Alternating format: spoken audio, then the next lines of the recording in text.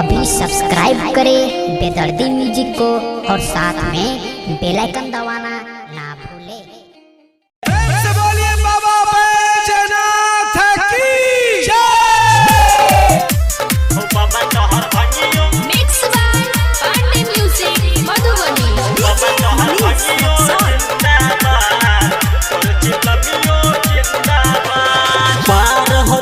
सब कठिन डगरियो सब दियो जछे तिनको लहागे नि डरियो सब दियो जछे तिनको लहागे नि डरियो पार हो जछे सब कठिन डगरियो सब दियो जछे तिनको लहागे नि डरियो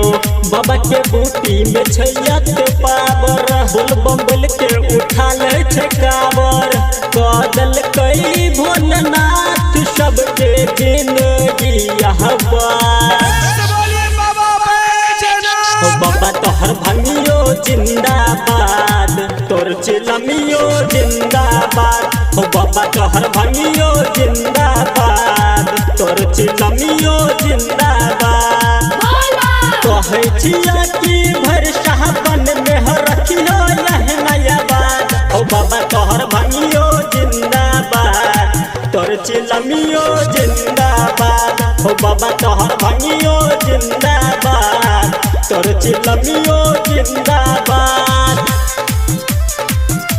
ओ बाबा तोहर भंगियो बाबा तोहर भंगियो जिंदाबाद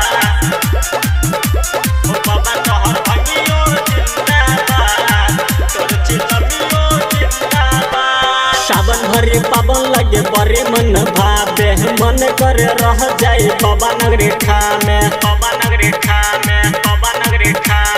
रिम झिम बरसे छै कन सावन के बदरिया हो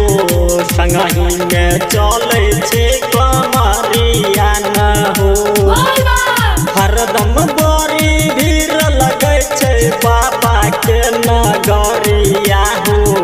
चल जल्दी पकड़ी के डगरिया न हो टेंशन ली हो